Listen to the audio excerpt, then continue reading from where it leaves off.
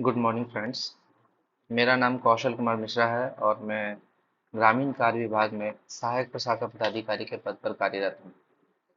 क्योंकि हम लोग में से बहुत लोग ट्रेनिंग कर चुके हैं और बहुत लोग ट्रेनिंग करने वाले हैं, तो सभी को ये पता ही होगा कि हम लोग को डिपार्टमेंटल एग्ज़ाम पास करना है। और इस विभागीय परीक्षा में आपको कोड 7 और कोड 25 इन दोनों में पास करना काफ़ी ज़रूरी है। कोड 7 और कोड 25 में बहुत सारे चैप्टर्स कॉमन हैं। आप चाहे तो इन सब को बुक लेके भी पास कर सकते हैं, लेकिन चूंकि अगर आपको सचिवालय में रहना है, आपको इसी में फ्यूचर बनाना है, तो आपको नॉलेज रखना तो काफ़ी ज़रूरी है। एटलीस्ट कुछ नॉलेज तो ज़रूर होना चाहिए। तो मेरे हिसाब से इसको नॉलेज के बेसिस पे पास करना ज़्यादा अच्छा प्रतीत होता है। तो हम इसी क्रम में एक सीरीज लाए हैं जिसमें सारे चैप्टर्स को, जितने भी प्रीवियस ईयर क्वेश्चन जो हमारे पूछे गए हैं या जो हमारे बोर्ड ऑफ रिवेन्यू की वेबसाइट में, उसको सॉल्व कराना मेरा मकसद है। और आप सबों को पास कराना मेरा, जो लोग पास कर गए उसको बहुत बहुत बधाई। लेकिन जो लोग पास नहीं किए हैं उनके लिए ये सीरीज़ काफ़ी हेल्पफुल होगा। चलिए आज स्टार्ट करते हैं। Bihar service code. Bihar service code. Bihar service code के बारे में जानेंगे कि इसमें टोटल कितनी धाराएं, टोटल कितने चैप्टर हैं और टोटल कितने परिशिष्ट हैं। देखिए, टोटल चैप्टर की बात करें तो इसमें टोटल 9 चैप्टर। टोटल परिशिष्ट इसमें 16 है और टोटल धाराएं इसमें 299। यानी कि जब भी बिहार सर्विस कोड पढ़ेंगे तो इसमें हम लोग को 9 चैप्टर, 16 परिशिष्ट और 299 धारा, 9 का 9 चैप्टर पढ़ना जरूरी है। और 16 परिशिष्ट में से 3 को छोड़कर 13 पढ़ना जरूरी है, जो कि बिहार बोर्ड ऑफ रिवेन्यू की वेबसाइट पर अपलोडेड है। ये सारे क्वेश्चंस, इसमें से 13 पूछते हैं, इसमें से 9 का 9 पूछा गया है, कहीं ना कहीं पूछा गया है। और 299 में से कुछ धाराएं आपको बहुत इंपॉर्टेंट है, जो बताई जाएगी, जो पूछी जाती है। तो चलिए इसको स्टार्ट करते हैं, चैप्टर को हमारा। सबसे पहले चैप्टर पढ़ेंगे, फिर परिशिष्ट पढ़ेंगे, फिर धीरे धीरे करके सारी धाराएं पढ़ेंगे। चलिए स्टार्ट करते हैं। चैप्टर 1। चैप्टर 1 में है सामान्य विस्तार, और ये आता है धारा 1 से 7 तक। चैप्टर 1 में है सामान्य विस्तार, ये आता है धारा 1 से 7 तक। चैप्टर 2 में है परिभाषाएं। धारा बोलिए या नियम बोलिए, नियम 1 से 7 तक। परिभाषाएं, चैप्टर 2 में परिभाषाएं ये आती है नियम 8 से 51 तक। ये सबसे इम्पोर्टेंट है, सबसे ज्यादा अगर किसी से पूछता है तो वह परिभाषा 8 से 51 आपको मैक्सिमम इसमें समझे पढ़ना ही है, इसको रटना ही है, इसको रटवाएंगे। और विश्वास मानिए कि जब आप पूरा चैप्टर पढ़ेंगे तो आपको पूरा धारा याद हो जाएगा। 3 में है सेवा की आम शर्तें। आम शर्तें, क्या शर्त हो सकती है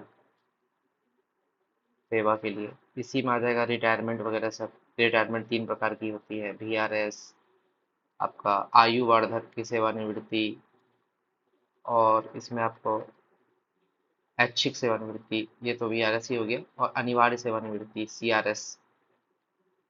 तो ये सब जो सेवा की शर्तें हैं वो इसमें आ जाएंगी, तो इसको भी पढ़ना काफी जरूरी है। चैप्टर 4 में है वेतन।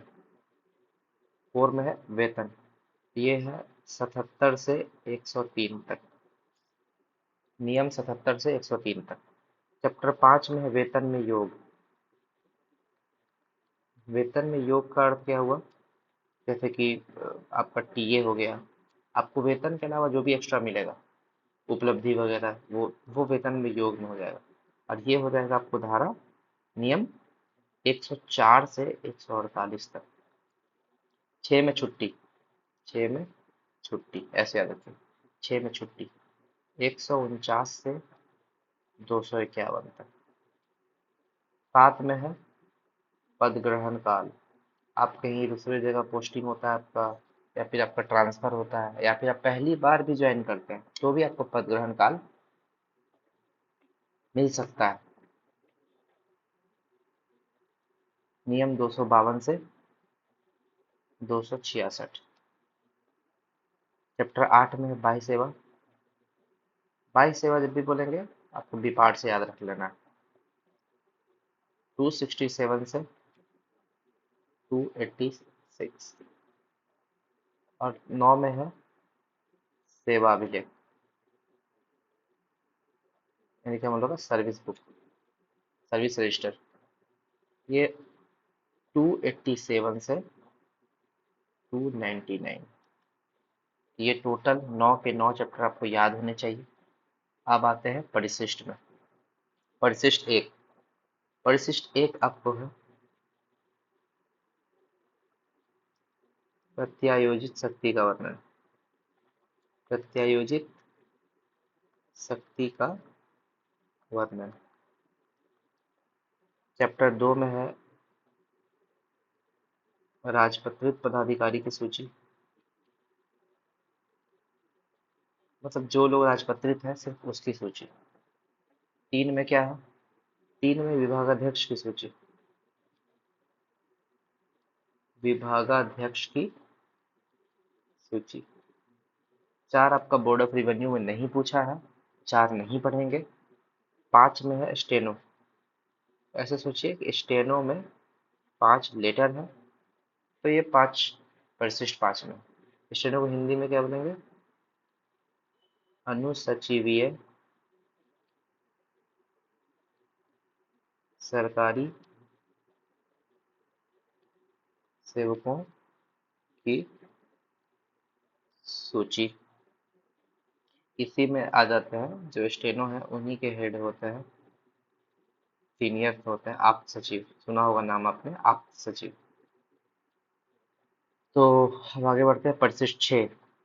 6 में है वैसे लोग जो राजपत्रित सॉरी अराजपत्रित से राजपत्रित में उनका प्रमोशन हुआ है। अराजपत्रित से राजपत्रित में प्रमोशन होगा, प्रोन्नति होगा। उनका वेतन निर्धारण कैसे होगा? उनका वेतन निर्धारण कैसे होगा वो परिशिष्ट 6 बताता है। 7 नहीं पढ़ना है, क्रॉस लगा हुआ है, 7 नहीं पढ़ना है। 8 के बारे में समझ लीजिए। किराया। किराया के लिए हम लोग को सरकार ऐसे ऐसे गोल गोल घुमाते रहती है, तो फिर से याद रखिए 8 का मतलब किराया। 8 मतलब गोल गोल घूमना है। 9। 9 का मतलब है छुट्टी प्रक्रिया के बारे में। छुट्टी की प्रक्रिया क्या है उससे संबंधित नियमावली है। छुट्टी की प्रक्रिया 9। जनरली आप छुट्टी मांगने जाइएगा तो बोलेगा नो, नहीं मिलेगा आपको। ऐसे याद रख सकते हैं छुट्टी प्रक्रिया नो। ठीक है, तो याद रखने का तरीका आप जैसे याद रखें। 10। 10 में याद रखिए महालेखाकार।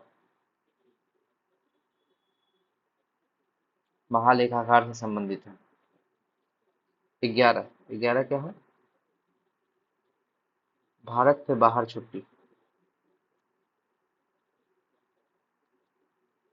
पर गए, जीई यानी कि गवर्नमेंट एम्प्लॉय। भारत से बाहर छुट्टी पर गए सरकारी सेवक के संबंध में याद रखिएगा। जो भारत से बाहर जा रहा है छुट्टी पर, ऐसे याद रख सकते हैं भारत से बाहर जा रहे हैं 11 नंबर का गाड़ी से, यानी कि पैदल। पॉसिबल है नहीं, लेकिन आपको याद रखना है तो याद रखिए। अगला 12 में है 12। 12 कैसे याद रख सकते हैं? छुट्टी स्वीकृत या अस्वीकृत करने के सिद्धांत के सिद्धांत। छुट्टी स्वीकृत होगा या अस्वीकृत होगा, ये आपको सोचते सोचते आपका 12 बज जाता है। ऐसे भी याद रख सकते हैं। 13। 13 में सीएल का वर्णन, यानी कि आकस्मिक अवकाश। आकस्मिक अवकाश, इसको ऐसे याद रख सकते हैं कि सीएल जो है वो 13 है, किसी और का नहीं। 13 है, पर्सनल तुमको मिलेगा। 12 मिलेगा 16 मिलेगा। जो सचिवालय में काम कर रहे हैं उनको 12 मिलेगा, और जो आपको जिला में काम कर रहे हैं जिनकी 6 दिन ड्यूटी होती है उनको 16 मिलेगा। आगे परिशिष्ट 14। परिशिष्ट 14 में है अधिवास या गृहवास निर्धारण से संबंधित नियम के लिए उपबंध। याद रखिए गृहवास, घर, गृह प्रवेश। 15 नहीं पढ़ना है। 16 में बाह्य सेवा। बाह्य सेवा में देय, अंश स्नान की दरें। तो इसमें ये भी याद रखिए बाह्य सेवा किस चैप्टर में था? चैप्टर 8 में था। क्या चैप्टर हम लोग पढ़े थे? चैप्टर 8 में है बाह्य सेवा। तो और परिशिष्ट 16 में है। अब बाह्य सेवा का बात करेंगे तो आपको याद रखना है बीपार्ड। बाह्य सेवा से एक चीज और याद रखिएगा, बाह्य सेवा हम लोग को अपनी शर्त पर रखता है। अपनी शर्त पर वो छुट्टी देगा, अपनी शर्त पर वो अपना शर्त तय करेगा। वो चाहेगा सैटरडे को छुट्टी नहीं देगा, वो चाहेगा तो 15 अगस्त को छुट्टी नहीं देगा। वो अपनी शर्त पर आपको छुट्टी देगा। वेतन वही देगा, वेतन भी वही देगा। टीए वगैरह जितना भी चीज है सब उसके तरफ से मिलेगा। लेकिन पेंशन वो अलग से नहीं दे सकता है, और उपदान अलग से नहीं दे सकता। ठीक है। पेंशन का जिक्र है रूल 36 में, उपदान का जिक्र है 35 में। 35 बोलता है कि पेंशन के अंतर्गत उपदान भी आता है। अंतर्गत उपदान भी शामिल है। एक रूल आपको याद हो गया, रूल 35। और रूल 36 क्या बोलता है? पेंशनी सरकारी सेवा। तो भाई जिसका पेंशनी सरकारी सेवा होगा उससे 36 का 36 गुण मिलाएंगे ही लड़की लोग। ऐसे याद रख सकते हैं। चलिए आगे अब इसमें पीवाईक्यू को सॉल्व करते हैं। पीवाईक्यू को सॉल्व करते हैं तो सबसे पहले देखते हैं किसमें कार्याध्यक्ष या विभागाध्यक्ष परिभाषित है। ये तो चैप्टर और परिशिष्ट परिशिष्ट हम लोग पढ़े हैं, चैप्टर और परिशिष्ट। लेकिन अभी हम लोग को पूरा क्वेश्चन सॉल्व करना है और क्वेश्चन के जरिए नियम याद करेंगे। नियम ऐसे एक बार में आपको 100 लिख देंगे तो याद नहीं हो, क्वेश्चन के थ्रू याद होगा कि देखिए कैसा क्वेश्चन पूछता है और कैसे याद किया जा सकता है। कार्या कार्याध्यक्ष या अध्यक्षालय या इसी को बोल सकते हैं विभागाध्यक्ष। विभागाध्यक्ष किसमें है? तो नियम 21 में है। नियम 21 में है। और नियम 9 में क्या है? आयु। आयु को परिभाषित किया गया है। नियम 17। सबसे पहले आयु विभागाध्यक्ष 21 में हो गया। 20 में याद रखिएगा मुख्यालय का वर्णन। मुख्यालय 20 में मुख्यालय। अब पूछेगा मुख्यालय का वर्णन बिहार टीए रूल्स में कितना कितना में है? 14 में। बिहार टीए रूल्स का नियम 14 में। ये आपको याद रखना है कि मुख्यालय बिहार सर्विस कोड का नियम 20 में है और बिहार टीए रूल्स का नियम 14 में है। तो मुख्यालय याद हो गया आपको। ठीक। चलिए एक एक करके हम लोग, 1 मिनट रुकिएगा।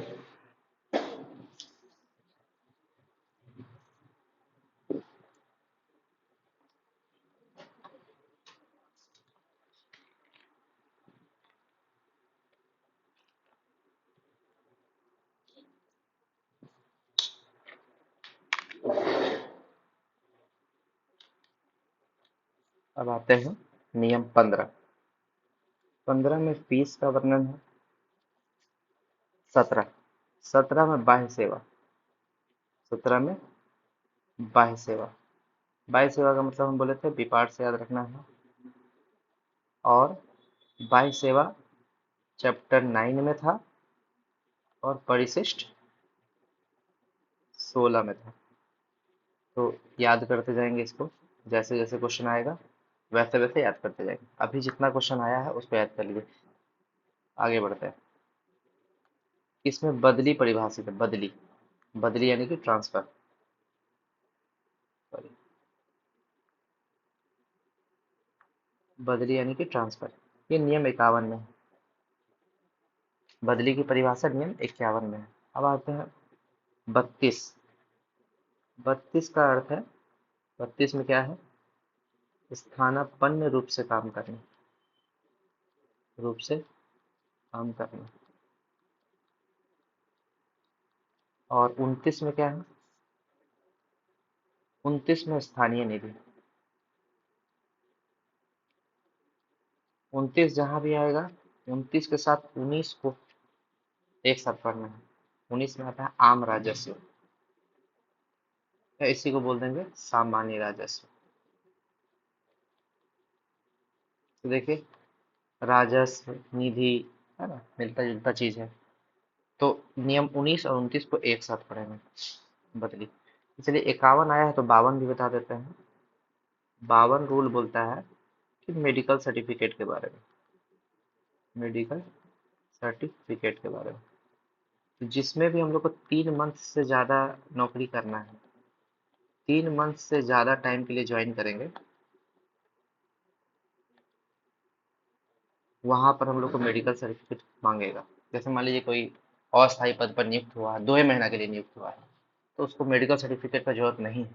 सरकार उससे मेडिकल सर्टिफिकेट नहीं मांगेगा। लेकिन 3 मंथ से ज़्यादा अगर उससे उसको ज्वाइन करना है, मान लीजिए 5 मंथ के लिए, तो भी उसको मेडिकल सर्टिफिकेट मांगेगा। ये रूल्स में है 52, ठीक है। और 52 का अ इसी के अंतर्गत आता है। 52 का अ, तो इसको हम अंडरलाइन कर देते हैं, हाईलाइट कर देते हैं। ये बोलता है राजपत्रित पदाधिकारी के लिए स्वास्थ्य प्रमाण पत्र, प्रमाण पत्र। 52 का अ बोलता है। और इसमें याद रख लीजिए, दो दो प्रपत्र आपको याद रखना है। एससी प्रपत्र 2 और एससी प्रपत्र 3, ये दोनों आपको याद रखना है। एससी प्रपत्र 2 बोलता है कि आपको जो ये मेडिकल सर्टिफिकेट है, वो मेडिकल बोर्ड से बना कर लाना है, मेडिकल बोर्ड से बना के लाना है। और एससी प्रपत्र 3 बोलता है कि आपको जो मेडिकल सर्टिफिकेट है, वो सिविल सर्जन से बना कर लाना है। सर्जन एस यू होगा ना, सर्जन से बना कर लाना है। चलिए आगे। तो आपको नियम 32 याद हो गया, 51 याद हो गया, 29 याद हो गया, 19 याद हो गया, 52 याद हो गया। जैसे जैसे क्वेश्चन बताते जाएंगे आपको नियम याद रखते जाना, उसी हिसाब से आप 50 क्वेश्चन 100 तक जाएंगे। इसमें टोटल 500 क्वेश्चन है बिहार सर्विस कोड का। तो जैसे आप 50 क्वेश्चन पे जाएंगे, आपको लगभग लगभग बहुत सारा नियम याद हो जाएगा। चलिए आगे आते हैं। बाह्य सेवा यानी कि विपाड बोलते हैं, याद रखना। में स्थानांतरित सरकारी सेवक बाह्य नियोक्ता से पेंशन का लाभ प्राप्त कर सकता है। गलत, हम बोले तो पेंशन और उपादान नहीं दे सकता, गलत हो गया। आगे, बिहार के ईख आयुक्त विभागाध्यक्ष हो सकते हैं, हाँ सही है। आयुक्त, निदेशक, सचिव, ये विभागाध्यक्ष हो सकते हैं। लेकिन जहां पर उप वर्ड आ गया, ऐसे उपायुक्त नहीं हो सकते हैं, उप निदेशक, विभागाध्यक्ष नहीं हो सकते हैं, उप सचिव नहीं हो सकते हैं। यानी कि उप वर्ड जहां आ गया उसको गलत कर देना है। यहाँ पे देखिए, श्रम आयुक्त, आयुक्त है, हो सकते हैं, दोनों सही है। दोनों विभागाध्यक्ष हो सकते हैं। आगे, बिहार सर्विस कोड के किस नियम के अंतर्गत ग्रहणाधिकार यानी कि लियन, लियन को परिभाषित किया गया? नियम 28 में, नियम 28 में लियन को परिभाषित किया गया। 29, 29 हम बताए थे, स्थानीय निधि, स्थानीय निधि। और 29 के साथ बोले तो 19 को भी याद करने, आम राजस्व। एक सेकंड, नियम 30, नियम 30 में स्टेनो, अनुसचिवीय सरकारी सेवक, वे अनुसचिवीय सरकारी सेवक। और हम बताए थे अनुसूचित सरकारी सेवक का कितना है, किस परिशिष्ट में वर्णन है, परिशिष्ट 5 में। इसका गिन लीजिएगा, STENO, 5 लेटर है, परिशिष्ट 5, ऐसे भी याद रख सकते हैं, हम तो ऐसे याद रखते हैं। चलिए अगला क्वेश्चन में आते हैं। किस अनुच्छेद के तहत आपको बगैर कारण बताए सेवा से मुक्त करने का प्रावधान है? 310। आर्टिकल, नियम नहीं है ये, आर्टिकल है। तो आर्टिकल 309, 310 और 311, ये बहुत जरूरी है। ये तीनों आर्टिकल घोल के पी जाना है, जो कि बिहार सर्विस कोड में पूछता ही पूछता है। 309 जो है, 309 के तहत सरकार नियम बनाती है, सॉरी सरकार एक्ट बनाती है, एक्ट बनाएगी 309 के तहत। और 309 के परंतुक के तहत, परंतुक, प्रोवाइजो, इसके तहत हम लोग नियमावली बनाते हैं। तो ये भाई जब तक आप आर्टिकल पढ़िएगा नहीं तो आपको समझ में कैसे आएगा कि हम लोग कैसे यूज करेंगे इसका, इस तीनों आर्टिकल का। आगे बढ़ते हैं। नियम 9 किससे संबंधित है? बताए थे नियम 9 है आयु से, आयु से संबंधित है। वेतन, वेतन संबंधित है नियम 34, 34 से। संवर्ग का नियम है 12, संवर्ग की परिभाषा है नियम 12 में। एक हम लोग प्रोबेशनर हैं, प्रोबेशनर से संबंधित नियम है 41, परीक्षमान या परिवीक्षमान, 41 में। और जो वेतन आया है, वेतन, तो वेतन से संबंधित हम लोग जान लेते हैं कि कितना तरह का वेतन आपको याद रखना है। वेतन से संबंधित सबसे पहले आपको 26, नियम 26, नियम 27, 27 के बाद 33, 33 के बाद 39, 39 के बाद 40, 40 के बाद 42, 42 के बाद 46, इतना तरह का वेतन है जो आपको पढ़ना है। सबसे पहले 26 में आते हैं। 26 में है औसत वेतन। डिटेल में पढ़ना हो तो बिहार सर्विस बोर्ड पढ़ लीजिएगा, एक जगह आपको सारा चीज मिल जा रहा है। और किस तरह से पढ़ना है वो आपको डिसाइड करना है। आपको इससे पढ़ना है डिपार्टमेंटल एग्जाम पास करना है, और ज़्यादा नॉलेज के लिए पढ़ना है तो आप अलग से भी पढ़ सकते हैं। मेरा फोकस है आपको डिपार्टमेंटल एग्जाम में अच्छे नंबर से पास कराना और कुछ ओवरव्यू दे देना। 27, 27 में है छुट्टी वेतन। 33, 33 में है विदेश वेतन। 39 में है वैयक्तिक वेतन। 40 में है परिकल्पित वेतन, परिकल्पित वेतन। 42 में है विशेष वेतन, विशेष वेतन जो किसी उपलब्धि के तौर पर मिलता है। 46 में है मौलिक वेतन, मौलिक वेतन। तो इस सब को याद कर लीजिए, बार बार रिपीट होगा, आपको यूज होगा। 26, 27, 33, 39, 40, 42, 46 आपको फ्यूचर में यूज होगा, जो कि आप आगे बढ़ते हैं। अवकाश मंजूर करने या इनकार करने, आपका 12 बज जाएगा, बताया था। चलिए परिशिष्ट को रिवाइज कर लेते हैं। 1, 2, 3, ये सब परिशिष्ट पढ़ने जा रहे हैं। परिशिष्ट रिवाइज मार लेते हैं। 1, 2, 3, 4 नहीं पढ़ना था, 5, 6, 7 नहीं पढ़ना था, 8, 9, 10, 11, 12, 13, 14, 15 नहीं पढ़ना था, 16। एक में है परिशिष्ट, एक में है आपको प्रत्यायोजित शक्ति का वर्णन।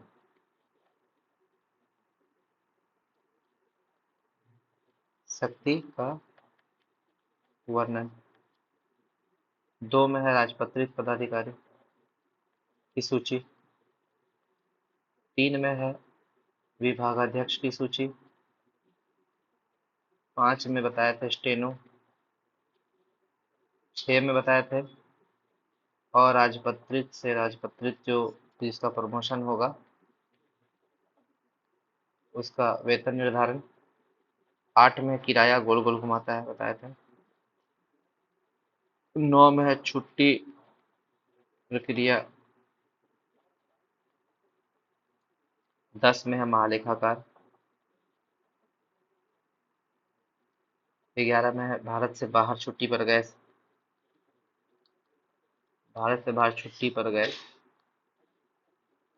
गवर्नमेंट एम्प्लॉय के बारे में। 12 में है छुट्टी स्वीकृत या अस्वीकृत करेगा उसके बारे में उपबंध है। 13 में सीएल। सीएल किसी का नहीं तुम्हारा है, तेरा है। 14 में गृहवास। और 16 में है बाह्य सेवा।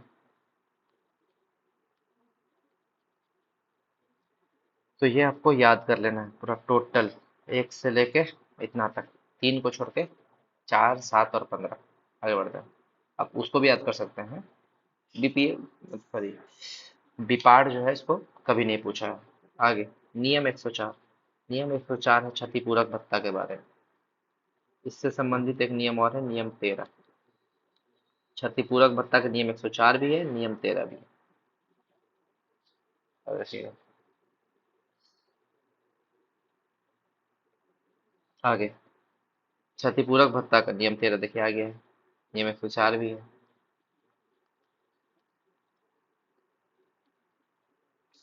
आगे बढ़ते हैं। 10, नियम 10 है शिशिक्षु। नियम 15 है फीस। 8 का नहीं पता हमको, 8 में क्या है देख लीजिएगा। आगे बिहार सर्विस कोड के, राज्य सरकार किसी सरकारी सेवक को एक पद से दूसरे पद पर बदल सकते हैं। भाई राज्य सरकार कुछ भी कर सकती है, अपना दिमाग में ये रख लीजिए। राज्य सरकार अपनी नौकरी भी छीन सकती है, 310 बताया ना, बिना कारण बताया नौकरी से आपको बाहर निकाल देगा। राज्य सरकार कुछ भी कर सकती है। बस इसमें आगे बढ़ जाइए। ये सही हो गया। राज्य सरकार किसी सरकारी सेवक को एक संवर्ग से दूसरे संवर्ग में बदल सकती है, ये भी सही है। तो संवर्ग का है नियम 12। संवर्ग से संबंधित नियम 12। ये आगे बढ़ते हैं। प्रत्यायोजित शक्ति का वर्णन, परिशिष्ट एक। 4 नहीं पढ़ना था। 5 में स्टेनो। 5 में स्टेनो मतलब स्टेनो आएगा, स्टेनो नहीं लिखना है, अनुसचिवीय सरकारी सेवा, गवर्नमेंट एम्प्लॉय। आगे बिहार सर्विस कोड, इससे ये भी याद है बिहार सर्विस कोड कब आया था, 1952 में। 1952 में। 2011 में इसमें संशोधन हुआ है, ये भी याद रखिएगा। 2011 में संशोधन हुआ है। अवकाश 6 में छुट्टी बताया था, चैप्टर 6 में छुट्टी। चैप्टर को रिवीजन कर लेते हैं। 1, 2, 3, 4, 5, 6, 7, 8, 9। एक में है सामान्य विस्तार। 2 में है परिभाषा। 3 में सेवा की आम शर्तें। ये चैप्टर रिवाइज कर रहे हैं, चैप्टर कौन चैप्टर में क्या है। सेवा की आम शर्तें। 4 में है वेतन। 5 में है वेतन में योग। 6 में छुट्टी, छुट्टी बोलिए चाहे अवकाश बोलिए। 6 छुट्टी, थोड़ा रिदम बैठता है तो अच्छा याद होता है। 7 में पद ग्रहण काल। 8 में बाह्य सेवा। और 9 में है सेवा अभिलेख। यहाँ हम कहीं चैप्टर 9 लिख दिए थे बाह्य सेवा का क्या। हाँ यहाँ देखिए, बाह्य सेवा चैप्टर 8 है, चैप्टर 8। और परिशिष्ट 16। ठीक है, इसको सुधार लीजिएगा। आगे बढ़ते हैं।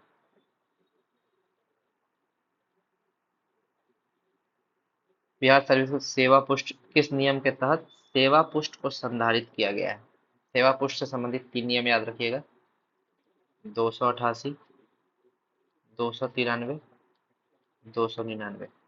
सेवा पुष्ट से संबंधित 3 नियम जो है विपाठ में पूछा गया है। 288, 288 बोलता है सेवा पुष्ट को संधारित किया जाना आवश्यक है, यानी कि सेवा पुष्ट सर्विस बुक को संधारित किया जाना आवश्यक है। 293 बोलता है प्रत्येक सरकारी कर्मचारी या सेवक का कर्तव्य है कि वह व्यक्तिगत रूप से सेवा पुष्ट की त्रुटि सुधारे, सामने से देखे कि सेवा पुष्ट में उसका क्या एंट्री है। हम लोग का सर्विस बुक खुलवाया था तो सामने में बुलाया था ना, बोला था देखो साइन सही है, तुम्हारा ही फोटो है कि नहीं, सिग्नेचर करो, ये करो वो करो, बहुत सारा डॉक्यूमेंट लिया था। ऐसे नहीं होता है, ये एकदम फिक्स है कि गवर्नमेंट एम्प्लॉय का ये कर्तव्य है कि वो खुद से देखे कि उसका सर्विस बुक में सही चीज लिखा हुआ है कि नहीं, सही सही चीज संधारित किया हुआ है कि नहीं। तो वो 293। 288 बोलता है सेवा पुष्ट का संधारण होगा। 293 बोलता है प्रत्येक गवर्नमेंट एम्प्लॉय का ये कर्तव्य होगा। और 299 बोलता है कि सेवा पुष्ट का संधारण वार्षिक होगा।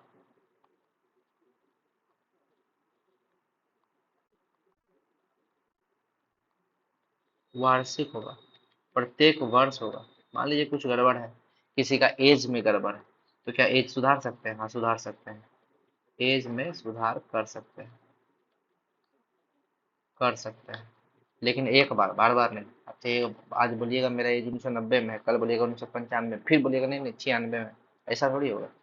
बार बार नहीं कर सकते, एक बार कर सकते हैं। आगे बढ़ते हैं। यहाँ पर सेवा पुस्तक का संधारण, इसमें हो जाएगा नियम 288। आगे बढ़ते हैं। 345 तो होगा ही नहीं, लास्ट नियम 299 ही है, तो उतना पढ़ना ही नहीं। फिर यहाँ आते हैं, छुट्टी स्वीकृत अस्वीकृत करने में, ये तो 12 बजा देगा। परिशिष्ट 12, 12 क्योंकि कोई ऑप्शन में नहीं है, तो परिशिष्ट में से कोई नहीं। 8 में है किराया, 7 पढ़ना नहीं था। 10 में महालेखाकार। चलिए आगे बढ़ते हैं। सरकार को अस्थाई पद समाप्त करने की शक्ति नहीं होगा, सरकार को सब शक्ति होता है, गलत हो गया। उप निदेशक कार्याध्यक्ष होते हैं, गलत। जहां बोले थे कि उपवर्ड आ जाएगा, वो विभागाध्यक्ष कार्याध्यक्ष नहीं हो सकते हैं। चलिए अब आते हैं, यहाँ पे एक वर्ड लिखा है स्थायी पद। स्थायी पद, उसमें देख लेते हैं। स्थायी पद और स्थायी सरकारी सेवक। स्थायी पद है नियम 38 में, स्थायी सरकारी सेवक 37 में। तो अस्थायी पद भी बता दीजिए कितना में है। अस्थायी पद या इसी को बोल सकते हैं टेन्योर पद, ये है 48 में। स्थायी है 38 में, अस्थायी 48 में, 10 जोड़ दीजिएगा, ऐसे याद रखिएगा। 38 में स्थायी, 48 में अस्थायी, 37 में स्थायी सरकारी सेवा। 3 को नियम याद हो गया। आगे बढ़ते हैं। स्थायी पद समाप्त करने का अधिकार सरकार को है। सही है, सरकार को है। राजपत्रित सरकारी सेवक से अभिप्राय राज्य सेवाओं के किसी सदस्य से होता है। हाँ सही है, दोनों सही है। राजपत्रित सरकारी सेवक, परिशिष्ट 2, नियम 18 याद रख लीजिए। नियम 18 में इसका वर्णन है। स्थायी पद 38, स्थायी सरकारी सेवक 37, अस्थायी पद 48। 10 और कम कर दीजिए, 28 में लियन, 38 में स्थायी पद। लियन होगा तभी ना स्थायी पद पे रहिएगा। लियन आपको मिलवे नहीं किया, लियन को रद्द कर दिया, निलंबित कर दिया, तो आप स्थायी पद से हट जाइएगा। 48 में अस्थायी पद। 10-10 का गैप है, याद रख लीजिए। आगे बढ़ते हैं। बिहार सेवा संहिता चैप्टर 9 सेवा विलेख। 3 गो रूल है, बताया था इसमें।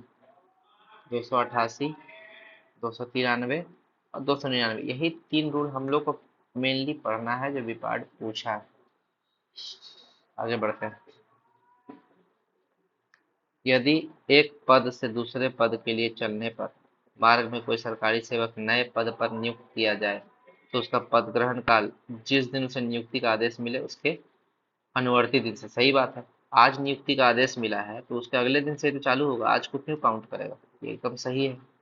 अगला, सरकारी सेवक को उस संपादित कार्य के लिए पारिश्रमिक के रूप में सामान्य राजस्व से मानदेय दिया जा सकता है या लेने की अनुज्ञा दी जा सकती है, जो कभी कभी हो और चाहे तो इतना श्रमसाध्य हो कि ऐसा विशिष्ट गुण संपन्न हो कि उसके लिए विशेष पुरस्कार उचित है। सही बात है, दिया जा सकता है, और वो भी सामान्य राजस्व से दिया जा सकता है। सामान्य राजस्व, आम राजस्व बताए थे 19 में है, और इसको साथ में पढ़ने बोले थे 29 के। स्थानीय निधि,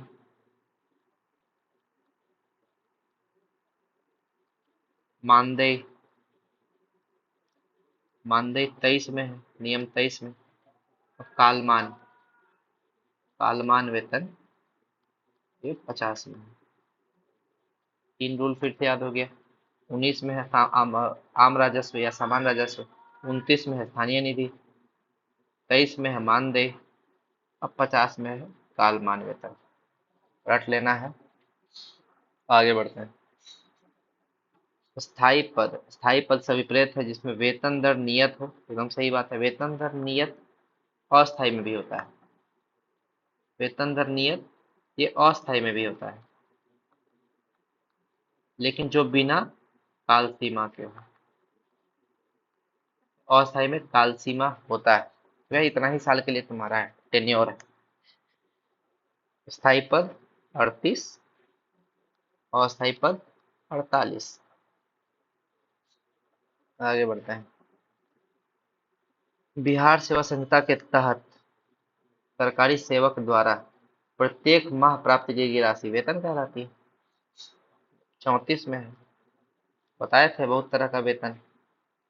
26, 27, 35, 39, 40, 42, 46। 26 में औसत वेतन, छुट्टी वेतन। 33 में था आपका विदेश वेतन।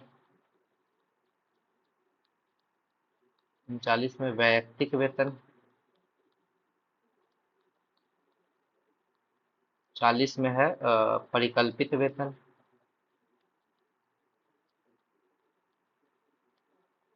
42 में है आपका विशेष, हाँ विशेष वेतन। और 46 में मौलिक वेतन। 50 में है कालमान वेतन।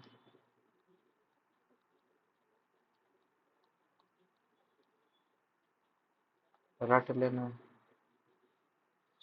चलिए आगे।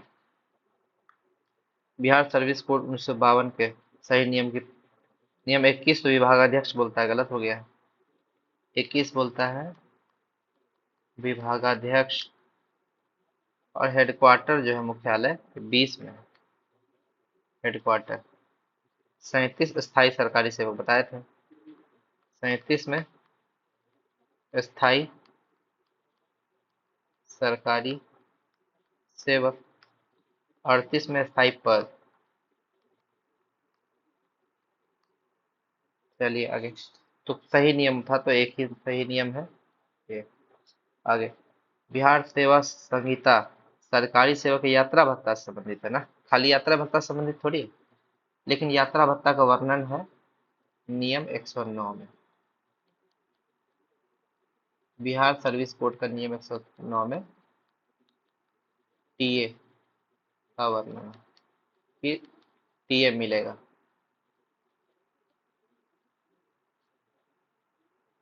आगे, ये गलत हो गया पहला। राजभवन के सचिवालय स्टाफ पर बिहार सेवा संस्था पर, हाँ इस सब पे होगा, राजभवन पे होगा, हाई कोर्ट पे होगा, जितना है बिहार पर, इसको पूरा बिहार का हर चीज पे यूज होगा। दो ही सही है केवल। बिहार सर्विस कोड के 1952 के स्थानापन्न रूप से काम करना 32। 38 में स्थायी पद, स्थायी पद। 45 बोलता है राज्य सरकार। राज्य सरकार का डेफिनेशन है 45 में, राज्य सरकार किसको बोलेंगे। आगे चैप्टर 4 वेतन में है, वेतन है। अवकाश का तो चैप्टर 6 है।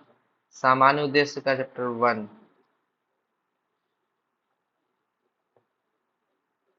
वेतन 4 में है, वेतन में योग 5 में है, 5 में है। वेतन में योग 8 में बाह्य सेवा, क्योंकि परिशिष्ट 16 में था। नियम बोलेंगे तो 17 में था। 9 में है सेवा का अभिलेख। 7 में है पदग्रहण काल, नियम 252। पदग्रहण काल का नियम कौन है, 252। सेवा अभिलेख में 3 नियम बताए थे, 288, 293, 299। रटते जाना है इसको। आगे सरकारी सेवक के जीवन निर्वाह भत्ते से आयकर की कटौती की जा सकती है, की जा सकती है, सही बात है। देखिए जीवन निर्वाह भत्ता देख लेते हैं। जीवन निर्वाह भत्ता जब कोई सस्पेंड होता है, निलंबित होता है, सीसीए रूल्स नियम 9, सीसीए रूल का नियम 9 के तहत जब कोई सस्पेंड होता है उसको जीवन निर्वाह भत्ता दिया जाता है। अब बिहार सर्विस कोड का कौन नियम है, बिहार सर्विस कोड का नियम 96 में है जीवन निर्वाह भत्ता के बारे में। ये भी याद रखना है, बिहार सर्विस कोड का नियम 96, इसमें जीवन निर्वाह भत्ता। इसमें दो तरह का कटौती होता है, अनिवार्य कटौती और एक ऐच्छिक कटौती। अनिवार्य कटौती में आ जाएगा कि आपसे इनकम टैक्स कटेगा, अनिवार्य आपको कटवाना ही है। आपको कुछ भी सरकार सैलरी दे रहा है तो उसमें आपको इनकम टैक्स कटेगा, वो अनिवार्य है। जल टैक्स, जल कर, आपको बिजली बिल, ये सब सब जो भी है आप दिमाग लगाइएगा, ये सब सब अनिवार्य कटौती में आ जाता है। लेकिन ऐच्छिक कटौती क्या है कि आप अगर सस्पेंड हो गए हैं ना, आपको मन नहीं है कि जीपीएफ में कंट्रीब्यूशन करे तो नहीं कर सकता, वो ऐच्छिक कटौती है। तो अब आ जाते हैं इसमें, जीवन निर्वाह भत्ते से सामान्य भविष्य निधि जीपीएफ में अंशदान कटौती की जा सकती है, गलत। की जा सकती नहीं, वो डिपेंड करता है सरकारी सेवक पर। अगर उसको लगता है मेरी सैलरी बहुत है, 1 लाख सैलरी है, तो भी उसको जीवन निर्वाह भत्ता 50,000 मिलेगा, 50%। तो वो चाहेगा कि इस 50,000 में से हम जीपीएफ में भी कटवा दें, उसका ऐच्छिक है। लेकिन इनकम टैक्स उसको देना है, वो अनिवार्य है। ये सही है, ये गलत हो गया। आगे सरकारी से आवश्यक चिकित्सा बोर्ड से 80 फॉर्म तो बताए थे, नियम 52 में है, नियम 52 में है। एससी प्रपत्र 2, एससी प्रपत्र 3 में बोलता है कि जो स्वास्थ्य प्रमाण पत्र है, मेडिकल सर्टिफिकेट, वो मेडिकल बोर्ड द्वारा जारी होगा। और एससी प्रपत्र 3 जो बोलता है सिविल सर्जन द्वारा। रट लेना है इसको। यहाँ पर मेडिकल बोर्ड पूछा, चिकित्सा बोर्ड, ये सही हो जाता। 3 पूछता तो सिविल सर्जन हो जाता। आगे पेंशन योग्य सेवा 36 का 36 गुण मिलेगा। 35 बोलता है पेंशन के अंतर्गत उपदान भी आते हैं।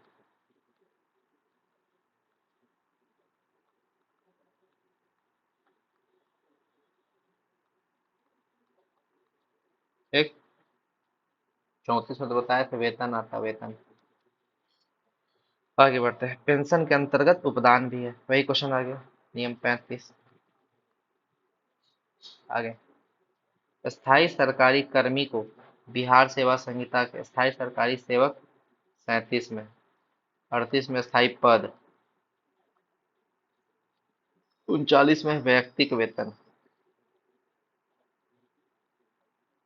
40 में परिकल्पित वेतन,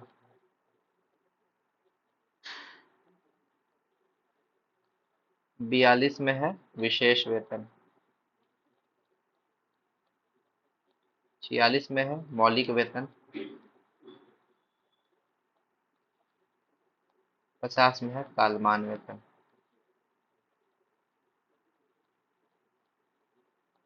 ऊपर में भी था 33 विदेश वेतन, 26 औसत वेतन, 27 छुट्टी वेतन।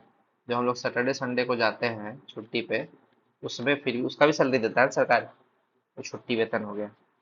लेकिन असाधारण छुट्टी जो हम लोग लेते हैं, असाधारण छुट्टी, जब आपके पास कोई छुट्टी नहीं बचा फिर भी आप एब्सेंट हैं, तो सरकार अगर उसका विनिमय करती है तो वो आपको असाधारण छुट्टी के रूप में करती है, यानी कि लीव विदाउट पे, आपको छुट्टी मिला लेकिन उसका सैलरी नहीं मिलेगा। याद रखिएगा, असाधारण छुट्टी में आपको छुट्टी वेतन नहीं मिलेगा। ये भी क्वेश्चन जरूरी है, याद रखिएगा। आगे बढ़ते हैं, जब एक सरकारी सेवक बाह्य सेवा से सरकारी सेवा में वापस आता है तो उसका वेतन बाह्य नियोक्ता से प्राप्त होता रहेगा। गलत। जब वो वापस सरकारी से बाह्य सेवा से आ गया है, जब तक बाह्य सेवा में था वो तब तक देगा, वापस आ जाएगा तो बाह्य सेवा क्यों देगा, गलत हो गया। बाह्य सेवा से अभिप्राय ऐसी सेवा से है जिसमें सरकारी सेवक सरकार के राजस्व के अतिरिक्त किसी अन्य स्रोत से वेतन प्राप्त कर सकता है। हाँ, बाह्य सेवा में तो हम बताए थे, बाह्य सेवा वेतन दे सकता है, बाह्य सेवा अपनी शर्तों पर छुट्टी दे सकता है, ठीक है। ये सब सब बाह्य से अपनी शर्तों पर टीए दे सकता है।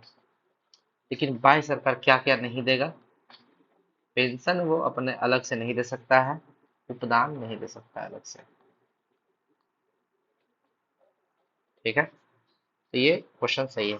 अगला, क्या से विभागाध्यक्ष की सूची परिशिष्ट 3 में है, 2 में है राजपत्रित पदाधिकारी की सूची,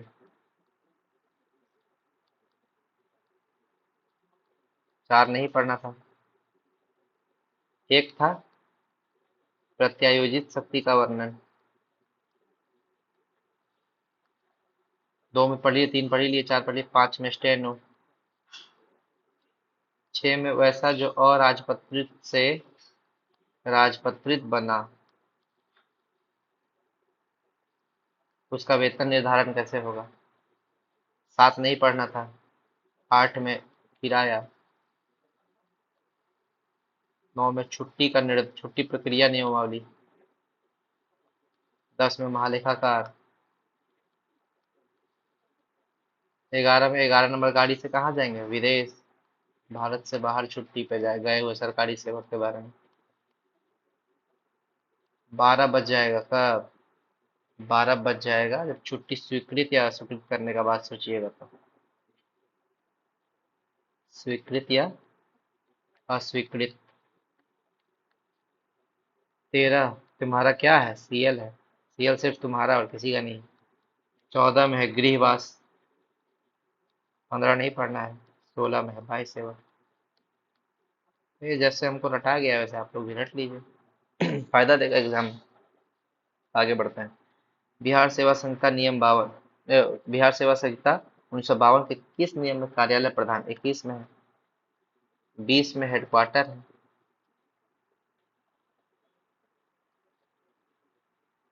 बताए थे 104 में था क्षतिपूरक भत्ता,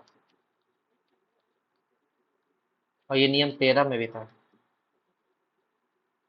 104, सॉरी, 104 और 13 दोनों में है क्षतिपूरक भत्ता, 20 में हेडक्वार्टर, और 109 में था टीए, टीए के बारे में कि हम लोग को टीए मिलेगा।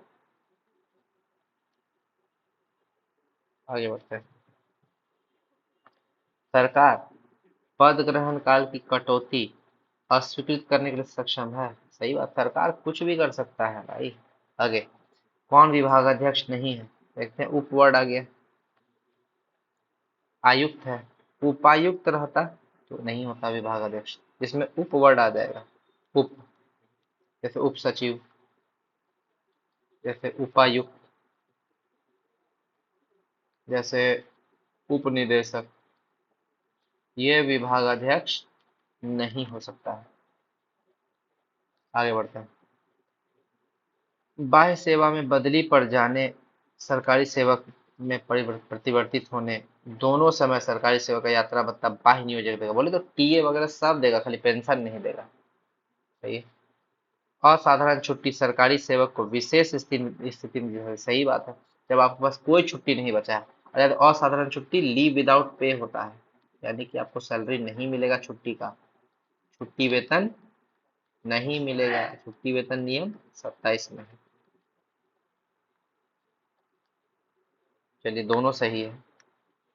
आगे, बिहार सेवा संहिता के संदर्भ में निम्नलिखित तत्वों को पढ़े और नीचे दिए गए संकेत का इस्तेमाल करते हुए सही विकल्प का चुनाव करें। अवकाश के लिए प्रत्येक आवेदन या अवकाश विस्तार के लिए प्रत्येक आवेदन अवकाश स्वीकृत करने वाले सक्षम प्राधिकार की समझ। हाँ, सही बात है, हम लोग लेते हैं ना सेक्शन ऑफिसर से। अवकाश स्वीकृत करने वाला सक्षम प्राधिकार डिफाइन करता है बिहार सर्विस बॉडी। सही बात है। आगे, विशेष वेतन मूल वेतन का हिस्सा है, नहीं, गलत। विशेष वेतन जो है उपलब्धि के तौर पर मिलता है हम लोग को। उपलब्धि जो होता है, ये नियम 42 में है। विशेष वेतन, विशेष वेतन नियम 42 में है। तो केवल एक सही है, दो गलत हो गया। मूल वेतन का हिस्सा नहीं है, वो अलग से मिलता है। आगे, नियम 17 सरकारी सेवा की बाह्य सेवा संबंधित है। बाह्य सेवा से संबंधित है, बताए तो 17 बाह्य सेवा नियम 17 में है। और अगर चैप्टर बोले तो चैप्टर 8 में है। परिशिष्ट बोले तो परिशिष्ट 16 में है।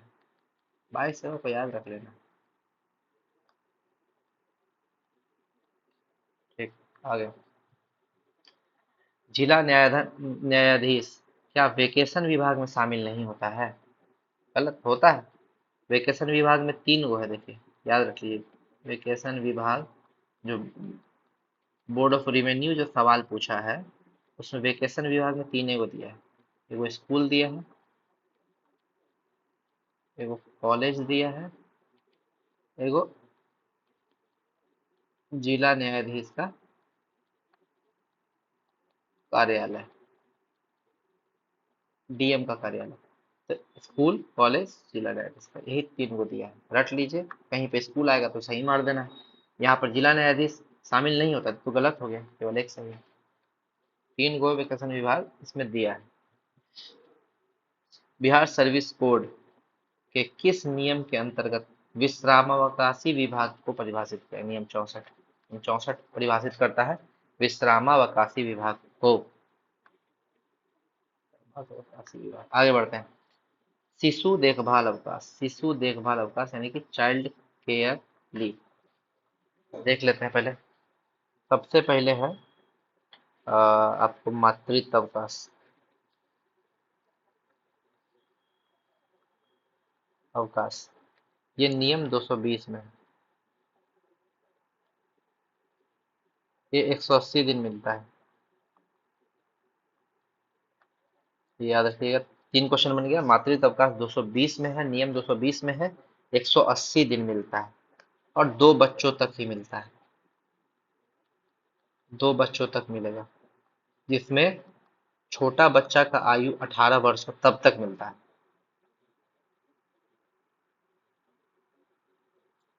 और child care leave, child care leave ये है 220 ए में। किस नियम में? 220 ए में। इसी में बाद में संशोधन करके जोड़ा गया है। 220 ए में चाइल्ड केयर लीव। और ये शायद 720 दिन मिलता है, थोड़ा सा इसमें डाउट है, देख लीजिएगा। 720 दिन मिलता है शायद, 120 745 पता नहीं, किसी टाइप से कुछ मिलता है। ये भी 2 बच्चों तक मिलेगा। इसमें छोटे वाले बच्चे की उम्र 18 वर्ष होनी चाहिए। हाँ, अगर दूसरा बच्चा जुड़वा हो गया तो, जैसे पहला बच्चा है और दूसरा बच्चा जुड़वा हो गया तो दोनों को मिलेगा। एक दो तीन, तीनों को मिलेगा। ये भी याद रखना। 18 वर्ष की आयु तक। आगे, बिहार सेवा संहिता के किस नियम के नियम पटना उच्च न्यायालय से हाँ बोले तो पटना हाई कोर्ट पे भी लागू होगा, राजभवन पर भी होगा, सब पर होगा। हाँ। कौन विभागाध्यक्ष होते हैं उच्च न्यायालय? कुछ तो डिफाइन करना चाहिए। उच्च न्यायालय होते हैं, पंचायत राज निदेशक होते हैं, महानिदेशक होते हैं, तब होते हैं। उप वर्ड आ जाता तो नहीं होता। उप महानिरीक्षक तो नहीं होता। समझिए। सेवा पुस्त में आयु अभिलेखित एवं स्वीकृत होने के पश्चात परिवर्तित किया सकता है। हाँ, हो सकता है।